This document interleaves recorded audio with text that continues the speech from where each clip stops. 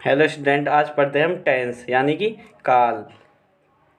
3 type कितने प्रकार के होते हैं? 3 प्रकार के होते हैं। जान लेते हैं कौन कौन से होते हैं वो।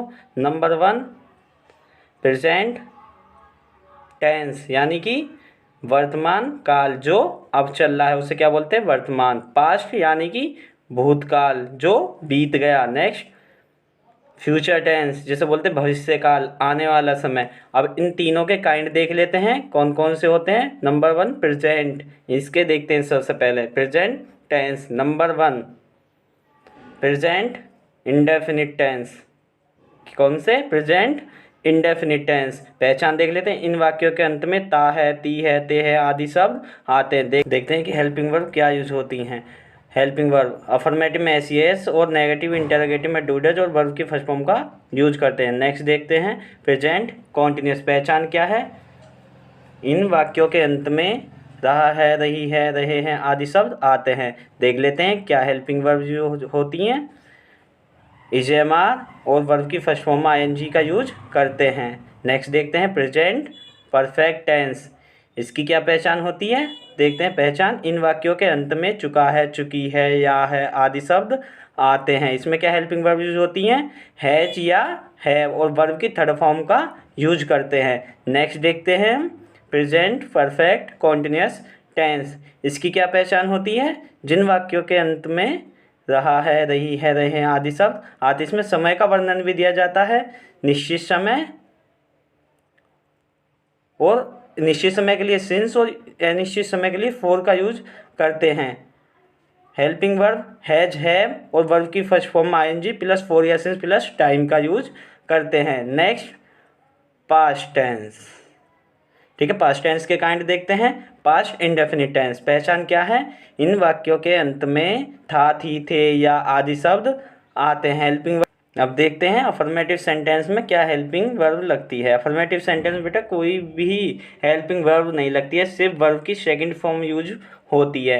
और नेगेटिव में और इंटेरोगेटिव में डिड का यूज किया जाता है। ठीक है, किसका यूज किया जाता है? डिड का। और वर्ब की फर्स्ट फॉर्म लगती है। नेक्स्ट देखते हैं पास्ट कॉन्टिन्यूस टेंस। पहचान क्या है इसकी?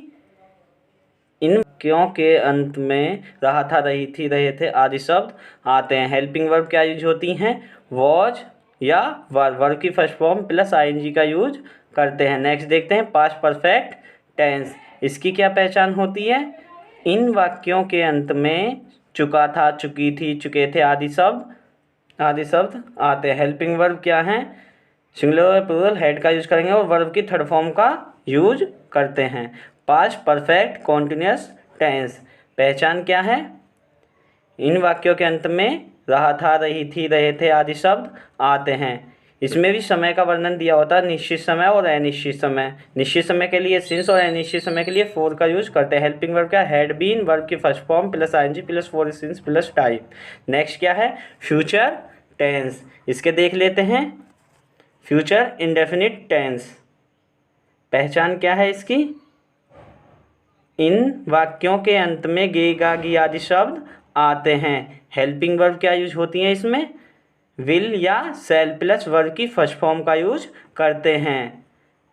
नेक्स्ट देखते हैं फ्यूचर कॉन्टिन्यूस टेंस। इसकी क्या पहचान होती है वो देख लेते हैं हम। इन वाक्यों के अंत में रहा होगा, रही होगी, रहे होंगे आदि शब्द आते हैं। हेल्पिंग वर्ब क्या यूज होती हैं? विल बी और शैल बी प्लस वर्ब की फर्स्ट फॉर्म प्लस आईएनजी का यूज करते हैं। नेक्स्ट देख लेते हैं फ्यूचर परफेक्ट टेंस। इसकी क्या पहचान होती है वो देख लेते हैं। इन वाक्यों के अंत में चुका होगा, चुकी होगी, चुके होंगे आदि शब्द आते हैं। हेल्पिंग वर्ब विल हैव या शैल हैव प्लस वर्ब की थर्ड फॉर्म का यूज करते हैं। Future perfect continuous tense. इसकी क्या पहचान है? इन वाक्यों के अंत में रहा होगा, रही होगी, रहे होंगे आदि शब्द आते हैं। इसमें भी क्या होता है कि समय का वर्णन दिया होता है, जैसे निश्चित समय, अनिश्चित समय। ठीक है, निश्चित समय के लिए सिंस, अनिश्चित समय के लिए फॉर। और हेल्पिंग वर्ब क्या यूज होती है इसकी? विल हैव बीन और shall have been plus verb की फर्स्ट फॉर्म प्लस फॉर या सिंस प्लस टाइम। सिंस के लिए टिल या बाय का यूज भी कर सकते हैं। Thank you.